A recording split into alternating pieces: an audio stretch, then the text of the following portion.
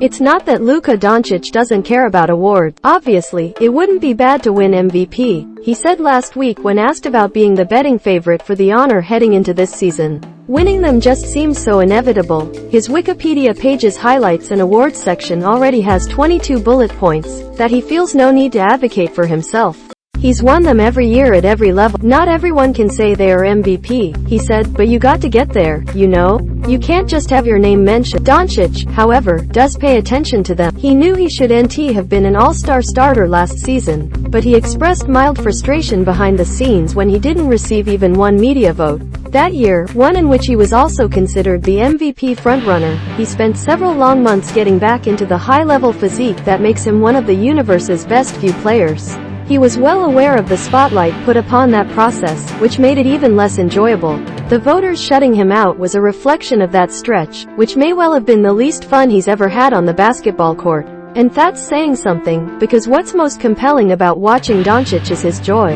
It's the youthful zeal that oozes from his game when he delights with an inventive pass or toys with a defender using fakes and footwork. It's that he often seems as surprised as we are when he does the unthinkable. In a sport that can revolve around cold hubris, Dončić's best moments remind us this is entertainment. He has total confidence in his brilliance up until it happens, but he's almost bashful once it's happened. So yes, Dončić knows he's considered the MVP favorite. He can easily imagine being the player handed the award next spring. In that acceptance speech, he would probably say something like, "It's an honor to win MVP when there are great players in this league, and I am lucky to be one of them."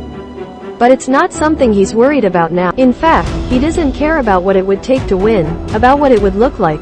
Kevin Jairaj, USA Today. The most valuable player award does matter. It's the highest individual echelon in which we determine greatness in this sport, and why else do we watch this sport if not to witness that? It's also an award that has seen its measurements change over time.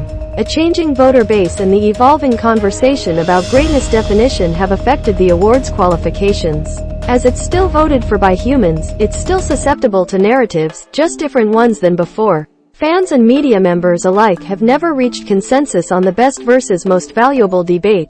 The MVP used to be an award that went to the best player on a top team, but even that had qualifications. Did he play 70-plus games? Had he been awarded it recently? Had he not been awarded it recently when it felt like he should have been? Did he have another teammate seen as a near equal? What if a team's supposed second-best player wasn't perceived as being nearly as talented as its best? If you're reading this, you have argued about this award before. You know the changing parameters and the arduous debates involved with handing it out. You don't need a history lesson. What we want to understand is how Luka Dončić could win MVP this season. What matters is the recent trends that have defined this award. There isn't one perfect commonality that connects Russell Westbrook's 2017 campaign to Giannis Antetokounmpo's 2020 award to Nikola Jokic's selection last season. At the risk of oversimplifying it, though, I believe there are two that work.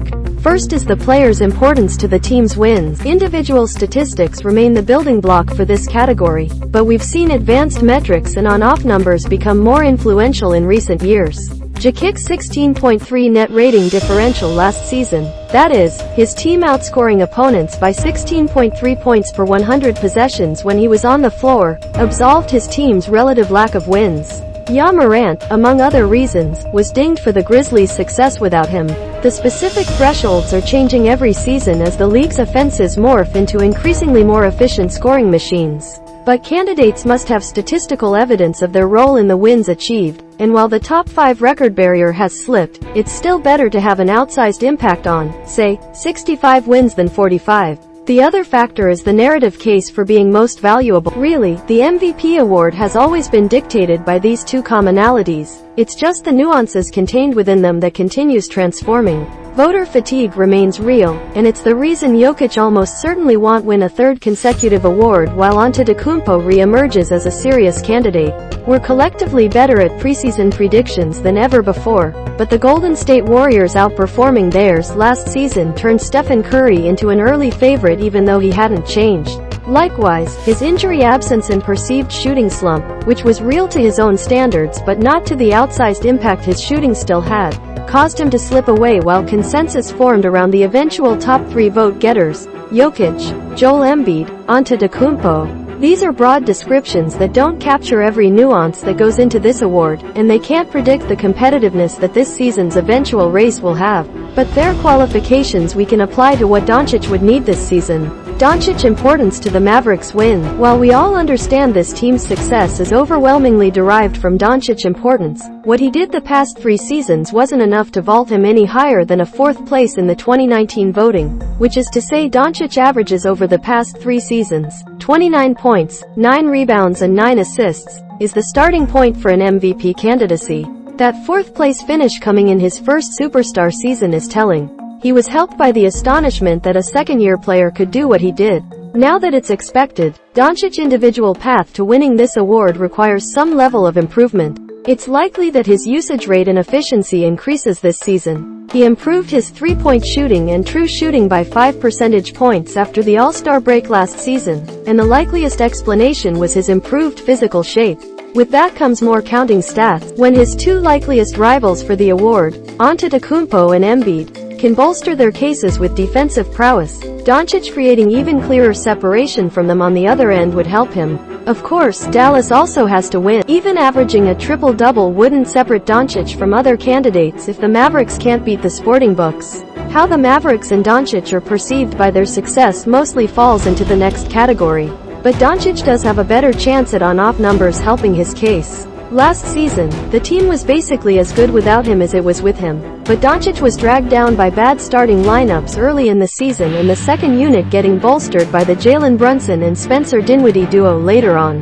I am betting he finishes with the team's best net rating differential this season. Dončić's narrative case for being most valuable. It's true there's a pessimistic perception about the Mavericks this season relative to the team's success in 2021-22. Broadly, this team is seen as one that overachieved last season and lost its second-best player in Brunson. But I haven't always agreed with how important that second-best player was and how much overachievement they actually had. Which is to say, Dončić's importance to last season's success might be understated right now, and the Mavericks winning 50-plus games would likely reframe that perception. It could be that Dončić plays better to elevate this team into the low 50 wins range, making his case clear. It could be that the league simply has the wrong perception about this team's regular season strength, which wouldn't mean that Dončić needs to play substantially better but would essentially have the same effect. It's probably best for Dončić MVP candidacy that Christian Wood plays well but stays on the bench. That would ensure the narrative that Dončić has no second star isn't clouded by his success.